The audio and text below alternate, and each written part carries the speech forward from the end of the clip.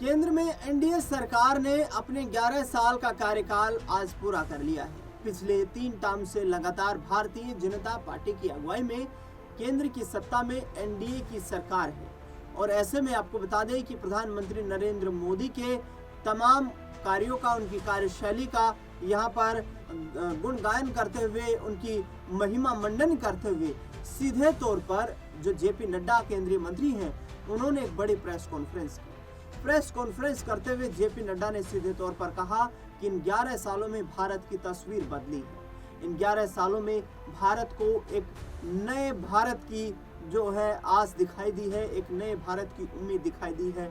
वो भारत जो विकास के रास्ते पर आगे बढ़ रहा है, वो भारत तेजी से विकास के रास्ते पर आगे बढ़ रहा है। जेपी नड्डा ने कहा कि हमने हर क्षेत्र में समांतर आधार पर काम करने पर के यहाँ पर काम करने के तरीके पर जोर दिया है और हम हर तरीके से देश को आगे बढ़ाना चाहते हैं। हमारा उद्देश्य देश का समग्र विकास है, पूरी अर्थव्यवस्था समानांतर तरीके से चलती रहे, इसीलिए हम लगातार प्रयासरत हैं और इसमें हमें कामयाबी भी हासिल हो रही है। दरअसल जेपी नड्डा भारतीय जनता पार्टी के इस 11 साल की अगुवाई वाले कार्यकाल के संपन्न होने पर पत्रकारों से मुखातिब हो रहे थे। इस दौरान उन्होंने ये तमाम बातें कही, लेकिन प्रधानमंत्री नरेंद्र मोदी पर निशाना साधा है, योगी आदित्यनाथ पर निशाना साधा है अखिलेश यादव।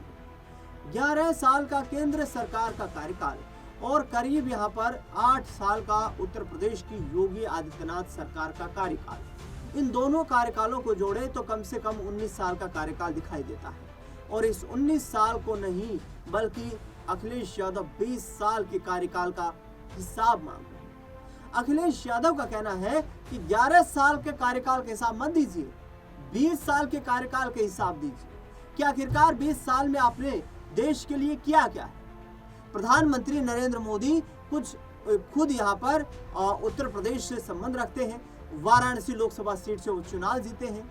ऐसे में उत्तर प्रदेश पर देश की नजरें टिकी हुई है, लेकिन उत्तर प्रदेश में पिछले 11 साल से जो केंद्र की सरकार है वो कुछ भी करने में कामयाब नहीं हो पाई है, सिवाय कि उन्होंने लोगों के अंदर धार्मिक सांप्रदायिक भावनाओं को भड़का दिया है और उसका खामियाजा ये भुगतना पड़ रहा है कि भारतीय जनता पार्टी जो है वो लगातार यहाँ पर वैमनस्य की भावना बढ़ा रही है। अखिलेश यादव ने कहा कि पिछले 20 सालों में मैं कहूँगा कि इस एनडीए की सरकार में, इस भारतीय जनता पार्टी की सरकार में उत्तर प्रदेश में एक भी पावर प्लांट नहीं लगा है, जिससे कि प्रदेश की जो बिजली का उत्पादन है वो खपत को परिपूर्ति करने के लिए तैयार किया, उसका बैलेंस किया जा सके। दूसरी ओर उन्होंने कहा कि देश भर में बेरोजगारी इतनी चरम सीमा पर है कि पीएचडी होल्डर एवं मास्टर्स पोस्ट ग्रेजुएट जो है वो अब डिलीवरी बॉय बनकर काम कर रहे हैं।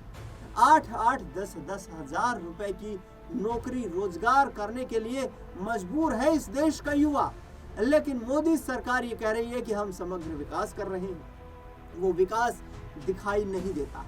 दूसरी ओर अखिलेश यादव जमकर भड़के आज प्रधानमंत्री नरेंद्र मोदी और योगी आदित्यनाथ सरकार पर। उन्होंने कहा कि शर्म आनी चाहिए भारतीय जनता पार्टी को और उनकी सरकारों को कि जिस संसदीय क्षेत्र से प्रधानमंत्री संबंध रखते हैं, जिन गांवों को प्रधानमंत्री नरेंद्र मोदी ने गोद लिया है अपने संसदीय क्षेत्र में, उन गांवों का ही ढांचा वो नहीं सुधार पाए। उन गांवों में आज भी मूलभूत सुविधाएं उपलब्ध नहीं हो रही, उन गांवों की स्थिति बद से बदतर हो रही है। ये गांव अब कोई उम्मीद प्रधानमंत्री नरेंद्र मोदी और योगी आदित्यनाथ से नहीं रखते। आपको बता दें कि इतना ही नहीं, उन्होंने ये भी कहा कि लखनऊ और दिल्ली के बीच कोई संपर्क नहीं, यानी कि जो दिल्ली चाहता है वो लखनऊ नहीं करता है और जो लखनऊ चाहता है वो दिल्ली करने नहीं देती। यानी कि सीधे तौर पर योगी आदित्यनाथ की सरकार और मोदी सरकार विकास के अलग अलग पैमाने निर्धारित कर रहे हैं और जिसमें देश की जनता पिस रही है, जिसमें उत्तर प्रदेश की जनता पिस रही है। और इसके पीछे सबसे बड़ा फेलियर उन्होंने बताया है बीजेपी संगठन का। भारतीय जनता पार्टी पर निशाना साधते हुए अखिलेश यादव ने सीधे तौर पर कहा कि जो भारतीय जनता पार्टी की सरकार चल रही है, इस भारतीय जनता पार्टी की डबल इंजन की जो सरकार है, ये दोनों इंजन एक दूसरे के साथ चलकर ताकत देने की हिम्मत रखते ही नहीं है। ये दोनों इंजन एक दूसरे के विपरीत दिशा में दौड़ रहे हैं और इस विपरीत दिशा में दौड़ते इन रेलगाड़ी के इंजनों से प्रभावित देश प्रदेश की जनता हो रही है। यही नहीं रुके योगी आदित्यनाथ पर हमला बोलते हुए अखिलेश यादव। उन्होंने कहा कि उत्तर प्रदेश में आखिरकार 11 साल में मोदी सरकार जो अपना कार्यकाल पूरा कर रही है वो अपराध को क्यों नहीं रोक पाई, वो बेरोजगारी को क्यों नहीं रोक पाई, किसान उनसे काफी नाराज हैं, किसानों को उचित फसल का मूल्य क्यों नहीं दिया गया, किसानों की सिंचाई के लिए बिजली की उत्तम व्यवस्था क्यों नहीं की गई, बिजली के रेट्स में किसानों के लिए कटौती क्यों नहीं की गई, बजाय इसके कि उनके उल्टे रेट्स बढ़ा दिए गए हैं। दूसरी ओर आपको बता दें कि सीधे तौर पर अखिलेश यादव ने निशाना साधते हुए मोदी सरकार को भी आड़े हाथों लिया। उन्होंने कहा कि प्रधानमंत्री नरेंद्र मोदी सिर्फ चुनाव के वक्त पर आते हैं या फिर किसी धार्मिक आयोजन में आते हैं, वे उत्तर प्रदेश के विकास को लेकर चिंतित नहीं है। उत्तर प्रदेश में आने वाले वक्त में एक मजबूत और स्थायी सरकार बनने जा रही है, एक ऐसी सरकार बनने जा रही है जो हर किसी के हितों की रक्षा करेगी, एक ऐसी सरकार बनने जा रही है जो समाजवाद के आधार पर काम करेगी, जिसमें सभी समाज के लोगों को समान अधिकार मिलेगा। अखिलेश यादव ने सीधे तौर पर कहा कि उत्तर प्रदेश में आज योगी आदित्यनाथ के खिलाफ ही उनकी पार्टी में माहौल तैयार हो रहा है, जो इस बात के संकेत देता है कि भारतीय जनता पार्टी के दिल्ली के नेतृत्व और उत्तर प्रदेश के नेतृत्व का कोऑर्डिनेशन खत्म हो चुका है। इसके साथ साथ उन्होंने ये भी कहा कि आने वाला वक्त जो है वो पीडीए का वक्त है, यानी कि पीडीए की सरकार बनने वाली है। लोकसभा चुनाव में हमने दिखाया कि किस तरीके से बीजेपी जो है उसका ये जो धार्मिक जहर फैलाने का एजेंडा है ये कामयाब नहीं होगा। उन्होंने कहा कि बीजेपी 33 सीटें ज़्यादा जीत गई उत्तर प्रदेश, कुछ ऐसी कमियां रह गई, कुछ ऐसे लोग थे जिनकी वजह से बीजेपी 33 सीटें जीत गई, वरना बीजेपी 15 सीटों पर सिमटने वाली थी। ऐसे में आगे आने वाले वक्त में अखिलेश यादव विधानसभा के चुनाव में विधानसभा के लेवल पर कितना बड़ा सियासी परिवर्तन करने में कामयाब होंगे, ये देखना बेहद दिलचस्प रहेगा।